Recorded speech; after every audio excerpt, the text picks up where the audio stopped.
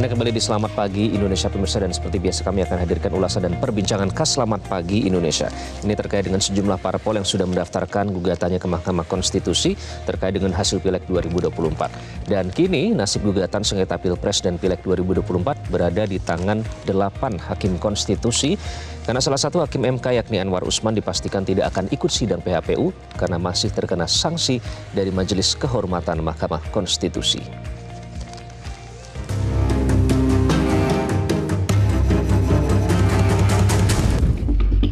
Pesta demokrasi 5 tahunan baru saja selesai dan kini memasuki babak baru, yakni gugatan sengketa atau perkara perselisihan hasil pemilu ke Mahkamah Konstitusi. Hingga Minggu dini hari, Mahkamah Konstitusi menerima permohonan PHPU yang terdiri dari 144 permohonan PHPU anggota DPR, DPRD Provinsi dan DPRD Kabupaten Kota, serta 8 PHPU DPD dan 2 permohonan PHPU Presiden dan Wakil Presiden.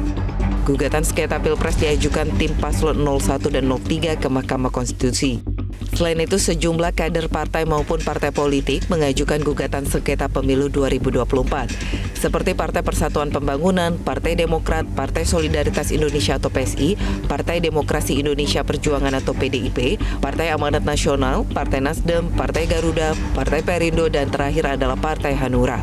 Partai Persatuan Pembangunan atau P3 yang gagal mendapatkan kursi parlemen karena hanya meraih 3,87% suara pada Pileg 2024 atau tidak mencapai ambang batas parlemen 4%, turut mengajukan gugatan ke MK. Partai berlambang Kaba tersebut mengajukan PHPU dengan menggugat hasil pemilu 2024 di 18 provinsi se-Indonesia.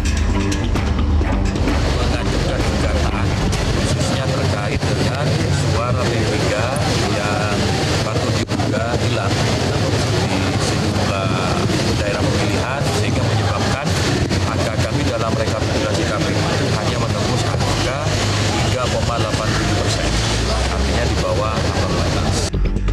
Partai Nasdem juga mendaftarkan gugatan hasil Pileg 2024 ke Mahkamah Konstitusi, terutama terhadap hasil Pileg di 6 provinsi, yakni Jawa Timur, Nusa Tenggara Barat, Bangka Belitung, Jambi, Sumatera Utara, serta Jawa Barat. Alasan gugatan bervariasi, diantaranya adanya penggelembungan suara, money politik, kecurangan yang sudah sistematis, terstruktur, dan masif. Variasinya banyak ya, kayak seperti ada dari NTB juga melakukan penggelembungan suara dari partai lain yang mengakibatkan kami tidak mendapatkan kursi. Terus ada juga money politik ya kan, yang tidak ditindaklanjuti, rekom dari Bawaslu seperti itu. Jadi variasinya di tiap-tiap daerah itu berbeda-beda. Tak hanya itu, gugatan PHPU juga dilakukan oleh sejumlah anggota DPD RI. KPU pun memastikan siap menghadapi gugatan sengketa pemilu. Ketua KPU Hashim Asyari menyatakan pihaknya akan menyiapkan sejumlah advokat menghadapi sengketa yang diajukan ke MK. Sudah menyiapkan sejumlah advokat yang nanti akan menjadi kuasa hukum KPU dalam persidangan di Mahkamah Konstitusi.